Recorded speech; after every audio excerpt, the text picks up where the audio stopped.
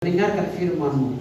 Mari Tuhan berbicara kepada kami, karena kami sama-sama siap untuk mendengarkan firman-Mu. Baik hamba yang akan berbicara dan kami semua yang akan mendengarkan, kami sama-sama membutuhkan firman-Mu. Hamba menyerahkan waktu pemberitaan firman-Mu ke dalam tangan Engkau ya Tuhan. Biarlah roh Tuhan menaungi, melingkupi dan hadir di tengah-tengah kami. Dalam nama Yesus terpujilah ya Tuhan. Haleluya. Amin.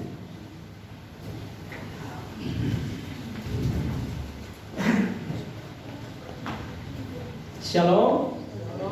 Sekali lagi shalom. Ada sukacita? Ada semangat? Amin. Ya, terlebih dahulu saya perkenalkan diri dulu.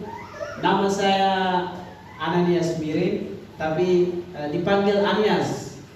Saya asal dari Papua dan saya bertingkat dengan Kak Riki Nahum yang beberapa minggu yang lalu pernah khotbah di sini. Juga satu sekolah dengan Kak Melki di bawah rektor Pak Salmon. Kami adalah anak-anak didiknya. Ya, puji Tuhan, itu sekedar perkenalan dan untuk tempat tinggal sementara di Malang. Ya, saya bersyukur dan berterima kasih karena ini kesempatan yang paling pertama, yang sebelumnya juga tidak pernah saya ke sini. Tapi puji Tuhan, Tuhan izinkan untuk boleh bertemu dengan Bapak Ibu, saudara-saudara yang sungguh luar biasa. Wow, ya. Oke, Bapak Ibu saudara, kita baru saja merayakan hari Paskah, kenaikan Tuhan Yesus Kristus pada tanggal 26 minggu kemarin. Ya, dan hari ini kita mau belajar tentang pencurahan Roh Kudus, di mana setelah Tuhan Yesus naik ke surga, Dia menjanjikan seorang penghibur yang akan mendampingi, yang akan menyertai kita senantiasa sampai selama-lamanya, sampai akhir hidup kita. Baik, tanpa lama-lama kita akan buka bersama-sama di dalam Injil Yohanes. Injil Yohanes pasalnya yang ke-14. Sekali lagi, Injil Yohanes pasal yang ke-14, ayatnya yang ke-15 hingga ayatnya yang ke-31. Kalau sudah menemukan, katakan amin. Haleluya, puji Tuhan. Ya, kalau sudah menemukan, saya mengajak Bapak Ibu saudara-saudara untuk bangkit berdiri, untuk menghormati firman Tuhan. Mari kita membacakannya saling balas berbalasan. Seperti biasa saya akan membacakan ayat yang ganjil dan Bapak Ibu saudara-saudara akan membacakan ayat yang genap. Ya, judul atau perikop yang diberikan oleh Lembaga Alkitab Indonesia adalah Yesus menjanjikan penghibur. Ayat 15, jikalau kamu mengasihi aku, kamu akan menuruti segala perintahku. Aku akan bilang kata-kata dan Dia akan memberikan kepada kamu seorang roh yang baik, supaya Dia menyertai kamu selama-lamanya, yaitu roh kebenaran. Dunia tidak dapat menerima Dia, sebab dunia tidak melihat Dia dan tidak mengenal Dia. Tetapi kamu mengenal Dia, sebab Ia menyertai kamu dan akan diam di dalam kamu. Aku tidak akan meninggalkan kamu setelah Ia pergi. Aku akan kembali kepadamu. Tinggal sesaat lagi dan dunia tidak akan melihat aku lagi, tetapi kamu melihat aku, sebab aku hidup dan kamu pun akan hidup. Pada waktu itulah kamu akan tahu bahwa aku di dalam Bapa-Ku dan kamu di dalam aku dan aku di dalam kamu. Barang siapa memegang perintahku dan melakukannya, dialah yang mengasihi aku. Dan barang siapa mengasihi aku, ia akan dikasihi oleh Bapa-Ku, dan aku pun akan mengasihi dia dan akan menyatakan diriku kepadanya. Dia yang bukan sekalian berkata kepadanya, Tuhan, apakah sebabnya engkau hendak menyatakan dirimu kepada kami dan bukan kepada dunia? Jawab Yesus, jika seorang mengasihi aku, ia akan menuruti segala firman-Ku, dan Bapa-Ku akan mengasihi dia, dan kami akan datang kepadanya dan dia bersama-sama dengan dia. Barang siapa yang mengasihi aku, dia tidak menuruti firman-Ku. Dan firman yang kami bilang bukan daripada daripada, melainkan daripada Bapa yang mengutus aku. Semuanya itu kukatakan kepadamu selagi aku berada bersama-sama dengan kamu. Tetapi penghibur, yaitu Roh Kudus yang akan diutus oleh Bapa dalam namaku, dialah yang akan mengajarkan segala sesuatu kepadamu dan akan mengingatkan kepadamu akan semua yang telah kukatakan kepadamu. Damai sejahtera kutinggalkan bagimu, damai sejahtera kuberikan kepadamu. Dan apa yang kuberikan tidak seperti yang diberikan olehmu. Jangan gelisah dan bergerak hatimu. Kamu telah mendengar bahwa aku telah berkata kepadamu, aku pergi, tetapi aku datang kembali kepadamu. Sekiranya kamu mengasihi aku, kamu tentu akan bersuka cita, karena aku pergi kepada Bapa-Ku, sebab Bapa lebih besar daripada aku.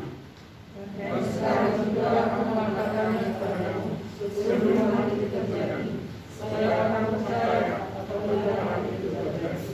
Tidak banyak lagi aku berkata-kata dengan kamu, sebab penguasa dunia ini datang dan ia tidak berkuasa sedikit pun atas diriku. Tapi sampai sekarang yang Allah dan bahwa aku melakukan segala sesuatu seperti yang dikatakan Allah kepadaku. Namunlah kami akan dunia. Amin. Silakan duduk. Wow, haleluya. Ya. Baru saja kita sudah belajar ke minggu yang lalu tentang kenaikan Tuhan Yesus Kristus, dan pada minggu ini kita akan belajar tentang pencurahan Roh Kudus dengan dibawa subtema peran Roh Kudus di dalam kehidupan orang percaya. Ya, kalau kita berbicara tentang peran Roh Kudus itu sudah ada sejak zaman dahulu, sejak Allah menciptakan manusia pertama. Sejak pada saat itulah peran Roh Kudus itu sudah ada. Sampai detik ini, apakah peran Roh Kudus masih ada? Masih ada, masih berlaku sampai di dalam kehidupan kita. Nah, di dalam kehidupan kita ada dua roh yang disebutkan dalam Galatia pasal yang ke-15, yang Galatia pasal yang ke-5, ayat yang ke-16.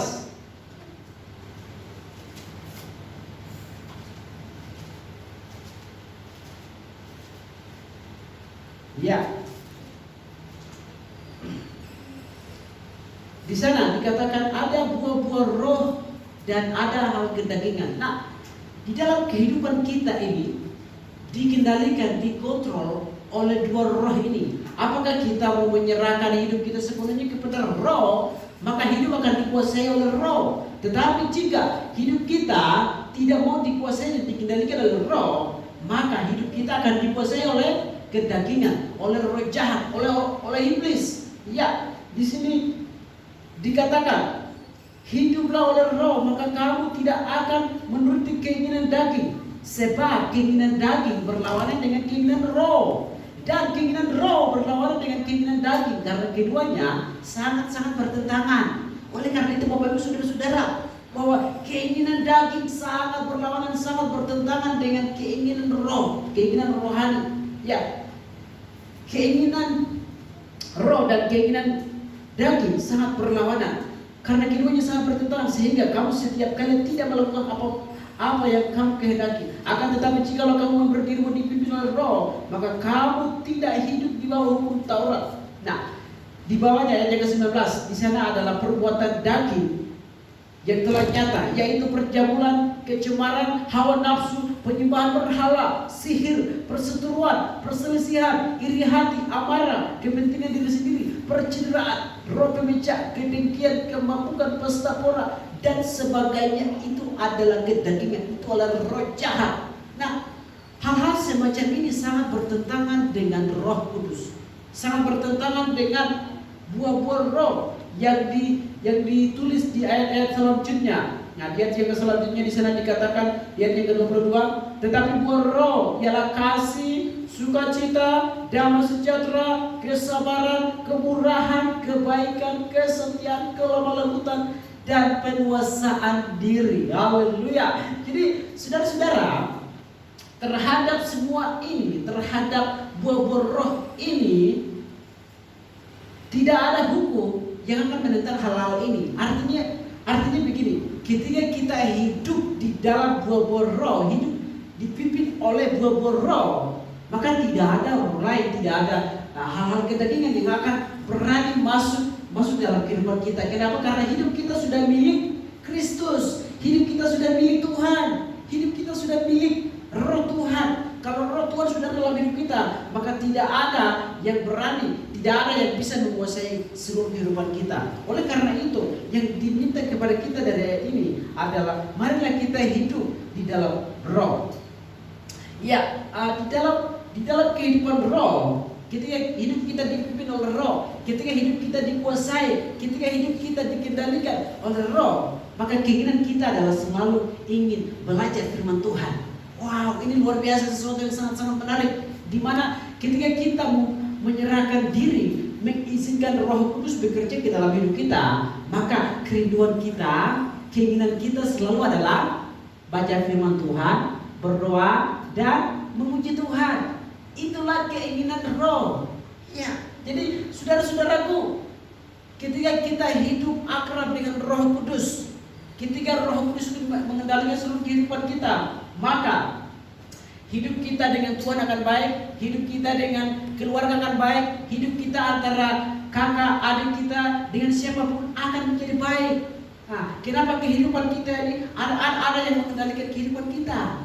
Oleh karena itu, saudara-saudara, salah satu pekerjaan Roh Kudus adalah di mana membangun hubungan yang baik dengan Tuhan dan dengan sesama kita. Ya, jika di dalam kehidupan kita, relationship kita, dalam hubungan kita dengan teman, dengan kakak, dengan suami, dengan istri, dengan pacar, jika hubungan-hubungan kita kurang baik, dipertanyakan apakah hubungan kita baik dengan Tuhan? Apakah hubungan kita selama ini seperti apa? Apakah kita benar-benar menyerahkan hidup kita kepada Tuhan dan mengizinkan Roh Tuhan memimpin hidup kita? Ataukah kita mau berjalan sendiri? Kita mau menganggap diri hebat dan kita tidak mau mempedulikan Roh Tuhan berbicara kepada kita.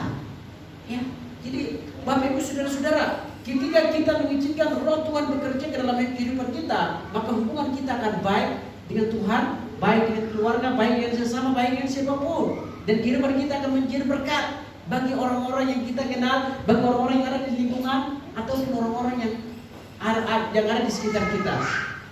Dan Bapak Ibu saudara-saudara, ketika kita hidup di dalam Roh, maka kesukaannya adalah merenungkan firman Tuhan itu siang dan malam.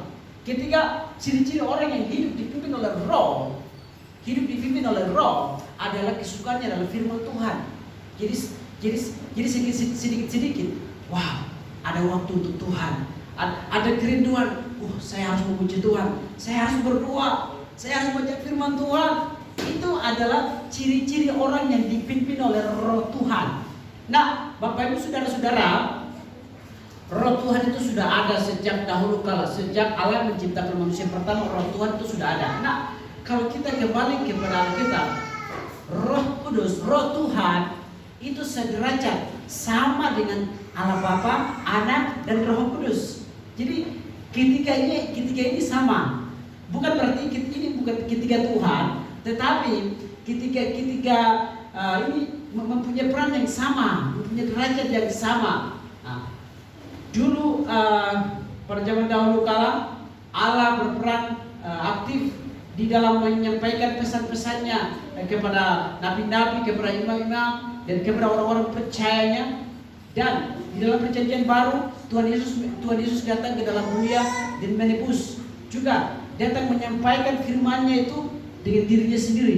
Nah, setelah Tuhan Yesus naik, karena tidak ada orang yang bisa menghibur kita. Nah, di ayat yang ke selanjutnya di Yohanes pasal yang ke 14, ayatnya yang ke selanjutnya, di mana di sana dikatakan, aku tidak akan membiarkan kamu seperti anak yatim piatu. Artinya begini, Tuhan akan selalu ada bersama kita. Jadi setelah Tuhan Yesus sudah bersama murid-murid dan sudah menyampaikan, sudah memberikan firman-Nya kepada murid-murid dan sudah tersebar luas, Nah, supaya itu tidak hanya sampai di situ, supaya tidak sampai di situ, Tuhan Yesus naik dan mengirim Roh Kudus itu kepada kita, supaya kita tidak hanya seorang diri saja, tetapi ada Tuhan yang bersama kita. Lalu ketika kita berdosa, apakah Tuhan bersama kita? Apakah Roh Tuhan masih mau bersama kita? Ya, Tuhan masih mau bersama kita. Nah, tapi yang menjadi pertanyaannya adalah, apakah kita mau mengizinkan Tuhan, mengizinkan Roh Tuhan masuk dalam kehidupan kita, mengizinkan Tuhan untuk memimpin seluruh hidup kita atau tidak? Nah, itu yang menjadi pertanyaan. Tetapi saudara-saudara, jika roh jahat yang lebih dominan dalam kehidupan kita, maka ia bekerja keras demi misinya, yaitu adalah membawa orang-orang percayanya kepada neraka. Ingat Bapak Ibu Saudara-saudara, bahwa iblis bekerja 24 jam dengan konsisten dan sistematis. Bagaimana dia bekerja keras supaya orang-orang tidak di gereja, tidak beribadah, tidak baca firman Tuhan, tidak berdoa. Nah, iblis kerja keras. Bagaimana cara supaya dia merangkul semua orang percaya dan bawa ke neraka? Wow. Padahal Bapak Ibu, iblis tidak diciptakan untuk manusia, tapi iblis diciptakan untuk kita yang sudah percaya Tuhan, untuk kita. Haleluya. Oleh karena itu Bapak Ibu Saudara, kita harus sadar bahwa iblis selalu bekerja keras supaya kita tidak berdoa, tidak baca firman Tuhan, tidak punya hubungan yang baik dengan Tuhan dan sesama, dan dia menghancurkan hubungan kita baik dengan Tuhan dan menghancurkan hubungan kita yang baik itu demi misinya, yaitu adalah membawa semua orang percaya kepada neraka. Itulah yang dikerjakan oleh iblis sampai detik ini. Iblis tidak pernah beristirahat. Mungkin kita manusia punya jam-jam istirahat dan kita kadang capek dan lelah. Tetapi Bapak Ibu Saudara, iblis tidak pernah capek untuk bekerja demi misinya. Iya. Dan dia menghancurkan hubungan, baik itu hubungan antara Tuhan, hubungan dengan Tuhan, dan hubungan dengan sesama kita. Jadi jika di dalam kehidupan kita, di dalam hubungan kita ada perpecahan, ada hubungan kita sudah mulai ada masalah dan segala macam, itu adalah cara iblis bagaimana dia menghancurkan hubungan kita yang baik itu. Ya, kita harus jaga dengan baik. Nah, dan dia bekerja keras supaya kita jangan punya hubungan yang baik dengan Tuhan. Iya. Oleh karena itu, anak-anak Tuhan yang dikasihi, kita perlu berhati-hati dan berjaga-jagalah. Di dalam 1 Petrus dikatakan iblis itu mengaum-ngaum seperti singa. Apakah Bapak tahu? Singa itu punya dua tujuan, yaitu memburu dan makan. Jadi ketika dia menemukan mangsanya, tujuannya hanya satu, berburu dan makan. Nah, iblis itu seperti itu. Iblis itu digambarkan seperti singa. Ketika dia menemukan seseorang yang kurang sungguh-sungguh, dia kejar. Nah, di dalam Yohanes pasal yang ke-10, ayat yang ke-10 di sana dikatakan, pencuri datang untuk mencuri, setelah mencuri dia membunuh, setelah membunuh apa? Dia membinasakan. Iya, itu adalah pekerjaan iblis, yang mana dia bekerja keras supaya menghancurkan hubungan kita yang baik dengan Tuhan. Haleluya. Ya. Jadi Bapak Ibu Saudara-saudara, Roh Kudus adalah Allah sendiri yang juga beserta kita sampai detik ini, sampai hari ini. Dia beserta kita, yang mana pernah dijanjikan oleh Yesus Kristus yang akan datang sebagai penghibur. Nah, dia bersama kita. Dia ada bersama kita. Allah Roh Kudus adalah Allah yang kudus. Dia seperti Allah. Di dalam Wahyu 15 ayat yang ke-4 dikatakan, siapakah yang tidak takut, ya Tuhan, dan yang tidak memuliakan namamu, sebab Engkau saja yang kudus. Allah itu kudus, dan Roh Kudus adalah sederajat dengan Allah. Dan karena itu Allah Roh Kudus adalah Roh yang kudus yang selalu ada bersama kita. Berarti kita bisa mengatakan bahwa Allah yang kudus itu ada bersama kita. Allah yang kudus itu bersama dalam kehidupan kita. Untuk apa? Untuk menguduskan kita. Untuk menguduskan kita yang sudah diperdekakan, yang sudah dibebaskan daripada belenggu iblis. Meskipun digolongkan sebagai tiga pribadi, Bapa, Putra, dan Roh Kudus, dasarnya sama. Ketiganya memiliki satu kesatuan, satu karakter, satu visi, dan satu tujuan. Allah Bapa, Anak, dan Roh Kudus memiliki satu tujuan yang sama, satu karakter, satu visi. Nah, jika ada yang mengatakan, ada yang percaya, oh ya, Roh Kudus berbeda dengan Allah Bapa, Anak Allah Bapa berbeda dengan Yesus, berarti itu adalah ajaran yang sesat, ajaran yang berbeda dengan ajaran kita.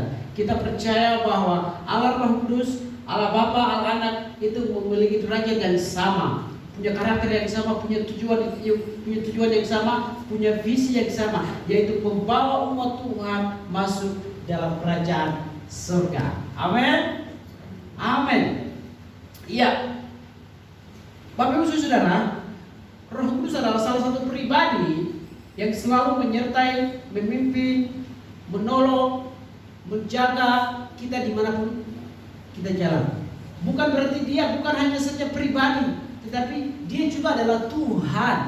Nah, jadi kalau kita mau melihat Roh Kudus itu seperti apa, Roh Kudus itu siapa, maka kita harus kembali kepada kita. Kita perlu melihat kehidupan Yesus itu seperti apa.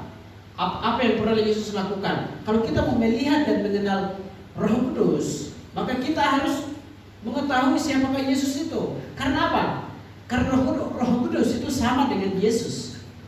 Roh Kudus sama dengan Allah.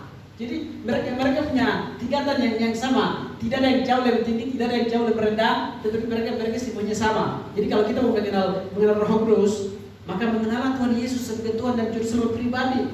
Mengenal Allah, di mana Allah punya mujizat, Allah punya pekerjaan, Allah punya keajaiban yang pernah Allah lakukan pada zaman dahulu, di mana Allah membelah laut dan segala macam. Nah, yang pernah dilakukan oleh Allah itu bisa dikerjakan dan juga bisa dilakukan oleh Roh Tuhan yang ada bersama kita, Anak, Roh Tuhan itu sudah diberikan dan itu sudah menyertai kita orang-orang percaya.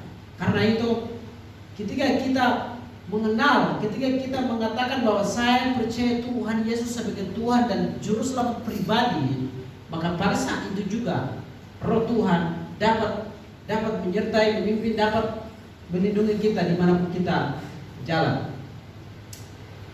Maka ada lagu yang mengatakan, kemanakah aku dapat pergi menjauhi Roh-Mu yang suci. Itu lagunya cukup panjang. Jadi di dalam lagu ini menceritakan bahwa dimanapun kita berjalan, kemanapun kita berjalan, kita tidak bisa menjauh dari Roh Tuhan. Kita tidak bisa jauh. Kita mau bilang, oh ya, saya tidak mau dengan Tuhan, saya mau bersembunyi, saya mau hidup sendiri. Oh, tidak bisa, karena Roh Tuhan itu ada di mana-mana. Nah, dalam bahasa istilah teologi dikatakan omnipresent. Artinya dia tuh hadir di mana-mana. Dia hadir di kamar mandi, di tempat-tempat yang tersembunyi, dia ada. Nah, ada di mana saja, kemana saja, dan di mana saja. Oleh karena itu, kita tinggal mengundang dia hadir dalam kehidupan kita. Kita mengundang dia hadir ke dalam kehidupan kita. Maka dia akan menolong, menyertai, memimpin kita. Oleh karena itu, saudara-saudara, kita perlu mengetahui siapakah Roh Kudus. Bahwa Roh Tuhan adalah Allah sendiri. Dia tuh baik adanya seperti Tuhan Yesus Kristus. Kita mengenal Yesus Kristus, dia adalah pribadi yang ilahi, yang juga mempunyai karakter yang baik. Dia dapat menyembuhkan, dia dapat memulihkan, dia dapat menyelamatkan. Seperti dilakukan oleh Yesus, sama dengan Roh Kudus. Roh Tuhan hadir di mana-mana dan dapat menyembuhkan siapapun yang meminta pertolongan dan datang kepadanya. Ya, jadi Roh Tuhan ada di mana-mana dan ada bersama kita. Ya, dari pembacaan kitab ini sebenarnya ada banyak peran Roh Kudus dalam kehidupan kita. Baik itu menuntun kita, mengajar kita, menuntun kita, menyertai kita dimanapun kita pergi. Namun pada kesempatan ini saya ingin berbagi ada dua peran penting di dalam kehidupan kita. Peran yang pertama adalah dia adalah penolong bagi kita. Haleluya. Ya, kita lihat di ayat yang ke-16. Di sana dikatakan, aku akan minta kepada Bapa dan Ia akan memberikan kepadamu seorang penolong yang lain, supaya Ia menyertai kamu selama-lamanya. Haleluya. Ini luar biasa Bapak Ibu Saudara, bahwa penghibur, penolong yang akan dikirim oleh Yesus Kristus bagi kita, Dia akan menyertai kita, bukan hanya sekedar mungkin kita percaya, setelah kita percaya terus kita tinggalkan Tuhan, kita pergi, terus akhirnya kita kembali lagi. Tapi Roh Tuhan itu bagaimana Dia terus menolong, menyertai, memimpin kita sampai akhir hidup kita, sampai selama-lamanya, sampai kehidupan kita terjamin. Wow, kita seharusnya bersyukur dan berterima kasih kepada Tuhan. Iya, karena begini saudara, mungkin di antara kita ada mungkin saja ada pasangan kita yang kurang dalam menolong, kurang dalam memberikan bantuan, support, dukungan, atau pacar atau teman. Mungkin saja ya kurang memberikan pertolongan, perhatian, segala macam. Tapi Bapak Ibu Saudara, tahukah bahwa roh Tuhan yang dijanjikan Tuhan dan itu sudah diberikan kepada kita, itu akan menyertai kita. Ketika kita susah, senang, Dia akan menyertai kita senantiasa sampai akhir zaman. Ya, dimaksud di sini penolong berarti seseorang yang dipanggil untuk berjalan bersama-sama dan memberi pertolongan. Nah, untuk berjalan bersama-sama, ketika kita jatuh, Dia menolong. Ketika kita jatuh, hey bangun, masih ada jalan. Ketika kita gagal, mungkin di dalam usaha kita, di dalam bisnis kita, mungkin di dalam hal apa saja, ketika kita gagal, ingat Roh Tuhan akan berkata, hey, come on, bangun, ayo, Anda pasti bisa. Ada Roh Tuhan yang akan berbicara kepada kita, bisa, ayo. Nah, itu adalah peran Roh Kudus, di mana Dia akan menolong kita, Dia akan berjalan bersama kita kemanapun kita berjalan. Wow, ini luar biasa. Ketika kita punya masalah, ya orang pertama yang akan hadir, pribadi pertama yang akan hadir menolong kita adalah Roh Kudus, Roh Tuhan yang akan bersama kita. Dia adalah penuntun, pembimbing, pemberi kekuatan, dorongan, nasihat, dan Dia adalah pembelah, juru selamat, sekutu, dan sahabat. Wow, ini luar biasa Bapak Ibu Saudara, bahwa Dia adalah penuntun, pembelah. Ketika kita menghadapi suatu tantangan, ketika kita menghadapi suatu persoalan, ingat Roh Tuhan adalah pembelah bagi kita. Ketika kita tidak berdaya, ketika kita tidak bisa, ingat Roh Tuhan akan bertindak bagi kita. Karena kita sudah menyerahkan hidup kita kepada Tuhan, karena kita sudah datang kepada Tuhan, dan kita sudah mengizinkan Dia dalam kehidupan kita, maka percayalah bahwa Roh Tuhan akan menjadi pembelah bagi kita. Dia akan menolong kita, Dia akan menuntun kita. Nah, pertanyaannya adalah, apakah kita mau pegang terhadap suara Tuhan itu? Apakah kita mau pegang terhadap suara Roh Kudus yang sedang berbicara? Nah, suara Roh Kudus biasanya bicara itu pelan-pelan. Kamu itu salah, harus begini, itu salah, itu berdosa, harus begini, harus begini. Jadi biasanya dia bicara pelan-pelan dan mengarahkan kita, membimbing kita, mengajar kita dalam segala hal.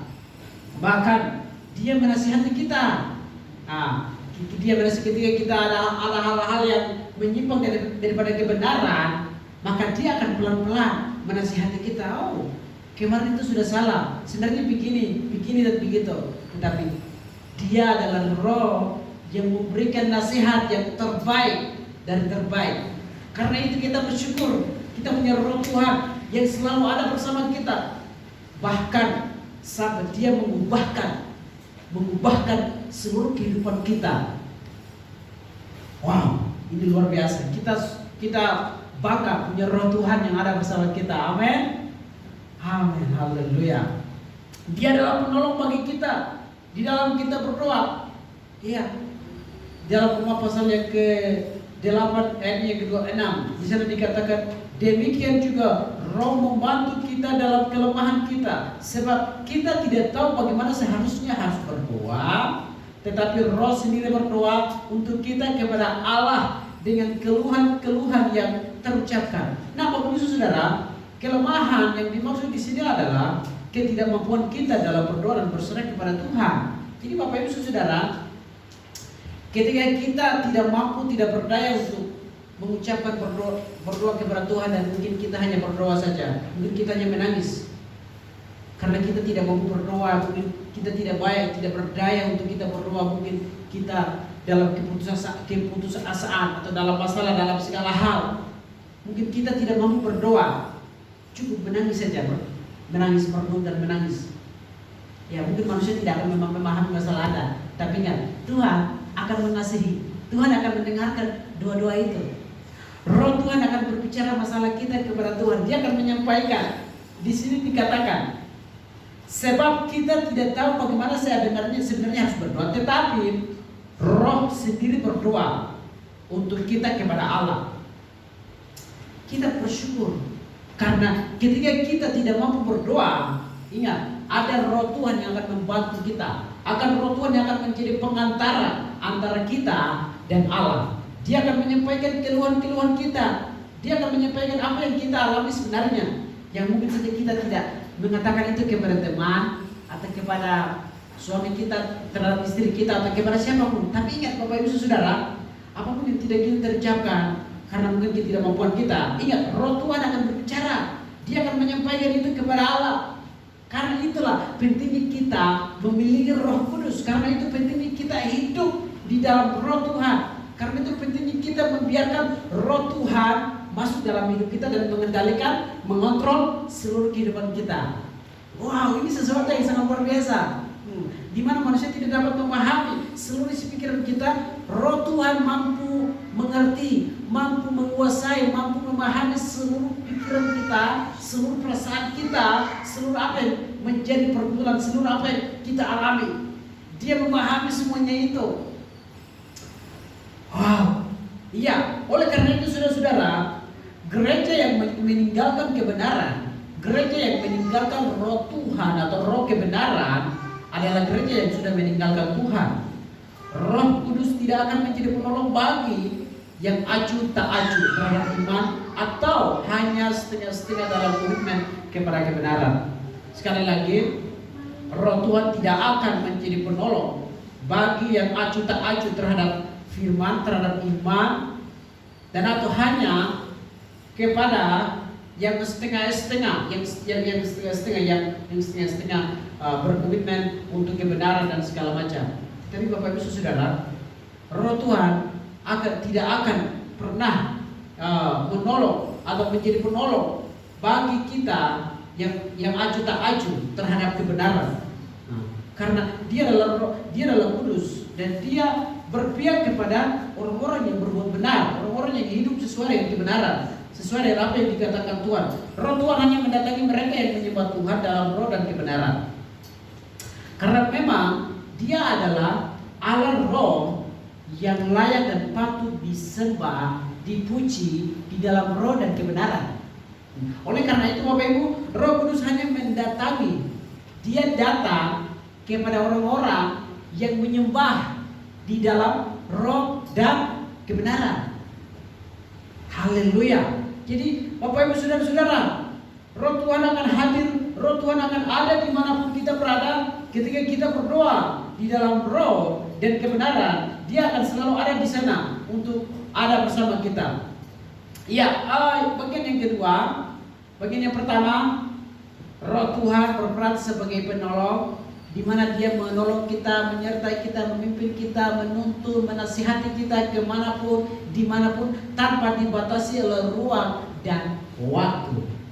Artinya begini, artinya sampai jam berapapun pertolongan Tuhan itu ada bagi kita. Sampai kapanpun, sampai dimanapun kita bersembunyi di bagaimanapun, Roh Tuhan akan selalu ada bagi kita untuk menolong, untuk memberikan pertolongan bagi kita. Yang kedua, Roh Tuhan itu berperan sebagai penghibur. Nah, Dia adalah seorang pribadi yang menghibur kita dimanapun kita berada. Nah, Roh penghibur untuk menyertai dan mengajarkan kita akan firman Tuhan. Jadi jika ada bagian-bagian firman Tuhan yang belum kita memahami, datanglah kepada Roh Tuhan, datanglah kepada Tuhan dan mengizinkan Roh Tuhan masuk dalam kehidupan kita untuk belajar lebih tentang kebenaran. Karena firman Tuhan ini bukan punya manusia. Firman Tuhan ini adalah punya Tuhan, punya Allah. Karena itu kalau kita mau belajar firman Tuhan lebih dalam, maka kita harus datang kepada Roh Tuhan, datang kepada Tuhan dan mengizinkan Tuhan untuk menguasai seluruh pikiran kita, seluruh hati kita, dan seluruh bagian, seluruh aspek kehidupan kita. Mengizinkan Dia untuk mengajar kita kebenaran. Ketika ada bagian-bagian yang datanglah kepada Tuhan, Dia tidak akan pernah menolak, Dia tidak akan pernah marah. Mungkin kalau manusia ketika kita datang berkali-kali, mungkin saja bisa marah dan jengkel. Tetapi kalau kita datang kepada Tuhan, Dia akan menerima kita. Come on. Dan Dia akan mengajarkan kita, Dia akan menuntun kita, Dia akan memberikan pemahaman yang lebih baik, jauh lebih cerah, lebih jelas. Wow. Seperti ketika kita bersama seseorang yang spesial, Dia akan mengajarkan hal-hal yang baik dan buruk. Ya. Jadi Bapak Ibu Saudara, ketika Roh Tuhan itu seperti seseorang yang spesial dalam kehidupan kita. Misalnya suami kita, istri kita, pacar kita, atau mungkin orang sahabat kita, teman kita. Nah, ketika kita berjalan bersama Dia, mungkin ketika kita hidup bersama dengan Dia, ketika kita kemanapun, kalau kita bersama Dia, maka kita akan mengetahui kelemahannya Dia seperti apa, kekurangannya Dia seperti apa, kelebihannya Dia seperti apa. Dan juga Dia akan mengetahui, jadi kita akan saling memahami, kita akan saling mengetahui, oh iya, ini salahnya dia, ini benarnya. Jadi Roh Tuhan itu seperti seorang sahabat yang selalu ada bersama kita, yang selalu berjalan bersama kita. Sehingga ketika kita punya masalah, Dia akan menguatkan kita, Dia akan menolong kita, Dia akan membangkitkan kita. Ini salah Anda harus begini, Anda harus begitu. Anda harus berbeda dan segala macam, harus hidup sesuai dengan firman Tuhan. Nah, Roh Tuhan akan selalu mengingatkan kita dan membawa kita ke arah yang benar, ke jalan yang benar, yaitu kepada apa yang dikehendaki Tuhan. Ya, itulah pekerjaan Roh Kudus yang akan selalu ada bagi kita, akan selalu bersama untuk mengajarkan kita. Bukankah Roh Kudus itu si penghibur dan pengasih? Tahukah Anda bahwa betapa besarnya Roh Kudus mengasihi Anda dan saya? Apakah kita mengetahui betapa cintanya Roh Tuhan bagi kita? Apakah kita mengetahui betapa Dia mengasihi kita? Bisakah kita mengukur kasih Roh Kudus? Dan tahukah bahwa betapa besarnya perhatian Tuhan bagi kita? Oleh karena itu, cobalah pergilah ukurlah surga dengan neraca, timbanglah gunung dalam ukuran yang bisa dihitung, ambillah air laut dan hitunglah tiap tetesnya, hitunglah pasir di atas pantai yang memancar. Ketika Anda mengetahui semuanya ini, ketika Anda mampu menghitung ini, maka Anda sudah melakukan untuk mengetahui betapa besarnya kasih Tuhan bagi kita. Artinya begini Bapak Ibu Saudara, memang kita tidak bisa menghitung setiap tetes air laut, kita tidak bisa menghitung pasir, kita tidak bisa menghitung tingginya gunung, kita tidak bisa menghitung semua yang ada di dunia ini. Nah, begitulah kasih Tuhan. Kita tidak bisa menghitung kasih Tuhan bagi kita. Betapa besarnya Tuhan begitu mengasihi, mencintai, menghargai, menghormati kita dimanapun kita ada. Ini sesuatu yang sangat-sangat luar biasa, yang seharusnya kita hormati. Ini suatu penghormatan bagi kita yang sudah percaya dan terima Tuhan.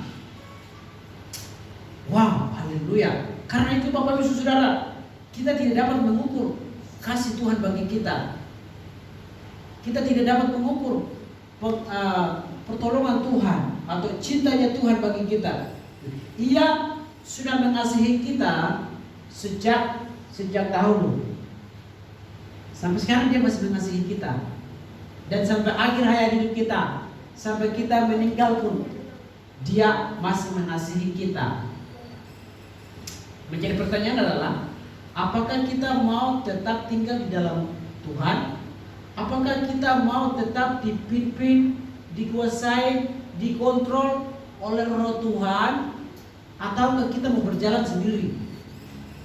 Ya, apakah kita mau berjalan sendiri? Ataukah Tuhan masih mengizinkan Tuhan masuk dalam kehidupan kita, mengizinkan Dia memimpin, membimbing, menasihati, menolong, menuntun kita? Nah, ini adalah pertanyaan serius yang harus kita tanggapi sebagai kita orang percaya Tuhan. Ia selalu mengasihi Anda dan saya, dan Ia akan tetap mengasihi Anda. Kemudian yang perlu kita lakukan adalah biarkan Ia masuk dalam hati kita, hai orang percaya, supaya Ia menghibur Anda dalam kedukaan. Ya, saya percaya di dalam fase-fase hidup kita ada saja mungkin hidup terendah kita, di mana kita mengalami masalah, di mana kita mengalami suatu keputusasaan, di mana kita mengalami sesuatu hal yang tidak kita inginkan terjadi dalam kehidupan kita. Tapi tahukah saudara, ketika kita mengizinkan Roh Tuhan dalam hidup kita, maka Dia akan menjadi penghibur. Dia tidak akan membiarkan kita terus mengalami dan akhirnya kita binasa. Dia tidak akan membiarkan kita.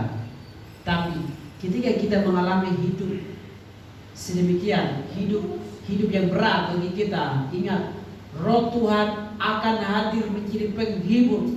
Dia akan menghiburkan kita di dalam kedukaan kita, di dalam duka cita kita, di dalam masalah kita.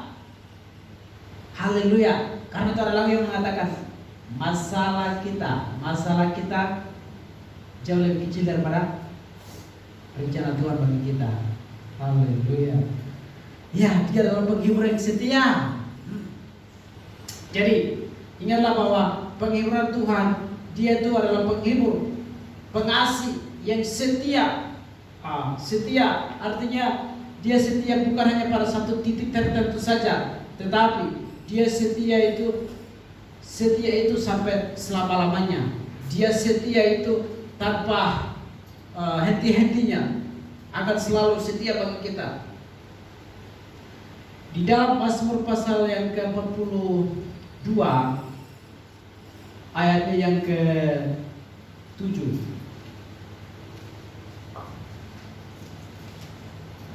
ayat yang ke-7 di sana dikatakan, jiwaku tertekan dalam diriku, sebab itu aku teringat kepadamu dari tanah sungai Yordan dan pegunungan Hermon, dari gunung Mizar. Iya, oleh karena itu saudara-saudara, bahwa ketika kita mengalami suatu tekanan batin, ingat roh Tuhan akan menjadi penghibur bagi kita.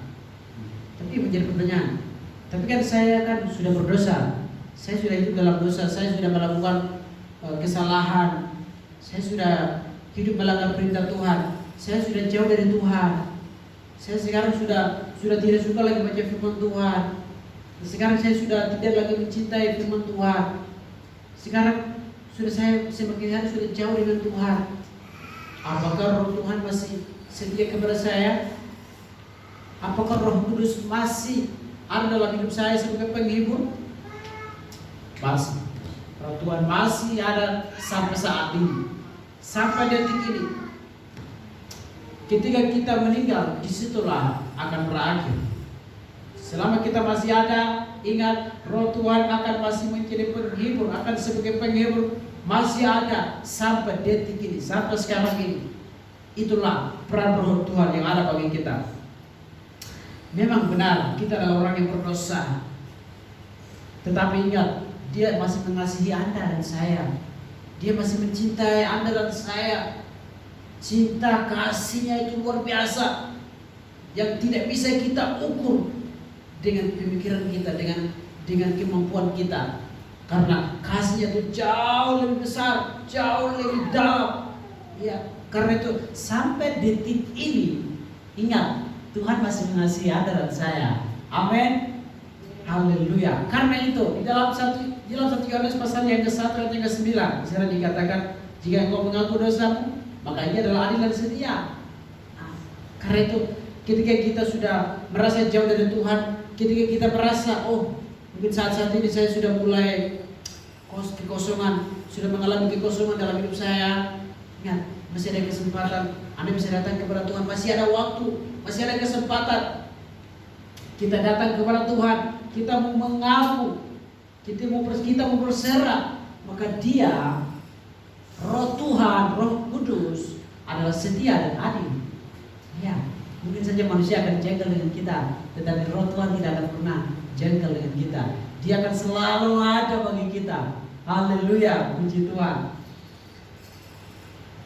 Iya, ingatlah bahwa Roh Tuhan, Roh Kudus sebagai penghibur, Dia akan selalu menjadi penghibur bagi kita di dalam kesusahan. Ketika kita ada dalam kesusahan, Dia adalah menjadi penghibur. Karena itu libatkan Dia dalam kesusahanmu. Libatkan Tuhan, libatkan Roh Tuhan. Undang Roh Tuhan itu. Undang Dia masuk dalam kesusahan kita. Oh Tuhan, saya sekarang sedang dalam kesusahan, tolong saya. Dia adalah Roh Tuhan di dalam kegelisahan. Ketika kita gelisah, undanglah Roh Tuhan masuk dalam kehidupan kita. Undanglah Dia, hadirkan Roh Tuhan dalam hidup kita.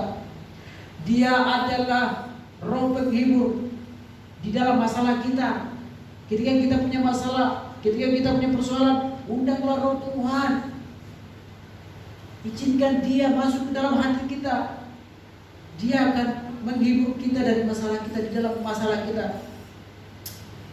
Dia juga adalah Roh penghibur di dalam kesesakan kita.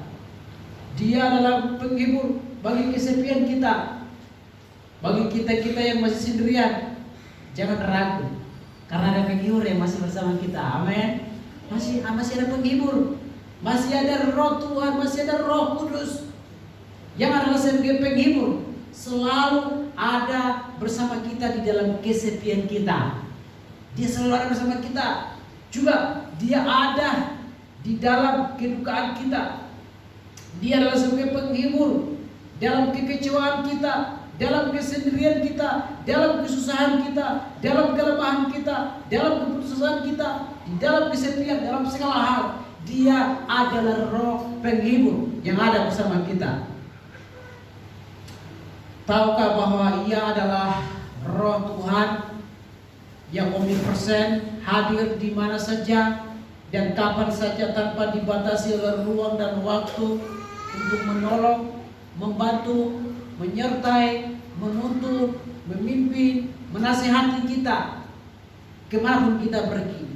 Oleh karena itu, marilah Bapak Ibu Saudara, kita mau menjadi anak-anak Tuhan yang berserah sepenuhnya kepada Tuhan dan mengizinkan Roh Tuhan masuk ke dalam kehidupan kita dan izinkan Dia bekerja di dalam kehidupan kita. Itulah yang diminta dari kita sebagai orang-orang yang sudah percaya kepada Tuhan. Ada seorang pengkhotbah Amerika Serikat, dia mengatakan begini, Tuhan adalah bagian kita, Kristus adalah pendamping kita, Roh penghibur kita, dan bumi tempat tinggal kita, surga adalah rumah kita. Amin. Iya, rumah kita adalah surga. Ingat, di bumi ini bukan tempat tinggal kita, ini bukan milik kita. Ini tempat sementara. Ini seperti kalau kita yang merantau, kita seperti rental rumah atau rumah singgahan atau rumah kos seperti itu. Nah, di bumi ini adalah rumah rental. Ini tempat sementara kita. Rumah kita yang sesungguhnya, rumah kita yang sebenarnya adalah surga. Surga adalah tempat kita. Surga adalah rumah kita. Ya. Oleh karena itu, jika selama ini kita tidak mengizinkan Roh Tuhan membiarkan Dia, dan kita tidak mengalami sesuatu apapun. Oleh karena itu Bapak Ibu Saudara, ketiga, selama kita tidak mengizinkan Roh Tuhan menguasai seluruh hidup kita, kita tidak akan pernah mengalami apapun sesuatu dalam kehidupan kita. Kita datang di gereja biasa saja, kita tidak akan pernah mengalami apapun. Di dalam setiap kehidupan kita tidak akan pernah merasa ada sesuatu. Ya, jadi ketika selama kita tidak mengizinkan Roh Tuhan masuk dalam kehidupan kita, mengontrol hidup kita, dan selama kita tidak sungguh-sungguh ingat, kita tidak akan pernah mengalami sesuatu apapun dalam kehidupan kita. Kita akan selalu mengalami kekosongan dalam kehidupan kita. Kita akan selalu mengalami kesepian, kekosongan, kesusahan, dan segala macam. Karena itu, selama masih ada kesempatan, selama masih ada waktu, undanglah Dia, izinkan Roh Kudus masuk dan menguasai seluruh kehidupan kita. Kalau rindu Roh Tuhan bekerja dalam hati dan pikiran kita, maka datanglah kepada Tuhan, datanglah kepada Allah, dan menyerahkan diri secara total. Iya, jangan kita menyerahkan kepada Tuhan hari ini, besok kita tidak lagi, lusa datang lagi, besok kita serahkan lagi. Jangan kita setengah-setengah. Nah, kalau kita mau hidup kita dipimpin dan kita mau mengalami perubahan dalam kehidupan kita, maka kita harus menyerahkan hidup kita sepenuhnya, secara total. Totalitas kehidupan kita harus menjadi milik Tuhan. Jangan mungkin sebagian itu menjadi milik iblis, sebagian kita kasih ke Tuhan. No. Hidup di Kristen itu bukan seperti itu. Tetapi hidup di Kristen kita diajarkan bagaimana untuk kita mau menyerahkan seluruh kehidupan kita kepada Tuhan, dan menyerahkan Roh Tuhan memimpin, menuntun, menasihati, mengarahkan, bahkan menyertai kita senantiasa sampai akhir zaman, sampai kepada dunia berakhir, ataupun sampai kepada kita meninggal. Bahkan Bapak Ibu Saudara, setelah kita meninggal, hidup kita terjamin, amin. Kita masih ada kehidupan kekal, yaitu di surga. Nah, itulah suatu keuntungan bagi kita orang-orang yang percaya Tuhan.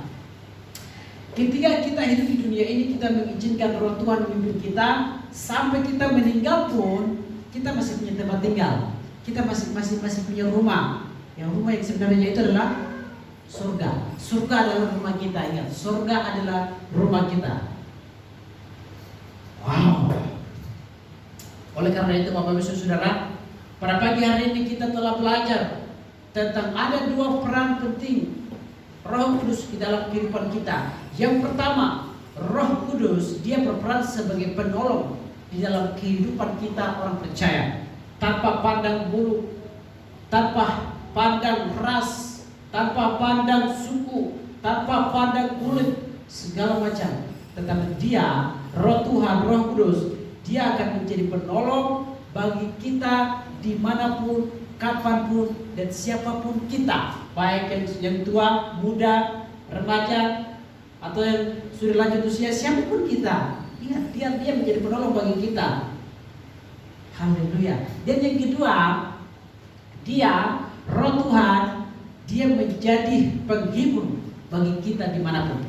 Penghibur dalam kesusahan. Dia menjadi penghibur ketika kita dalam kesusahan, dalam kedukaan, dalam kesepian, dalam masalah, dalam kesesakan, di dalam segala hal.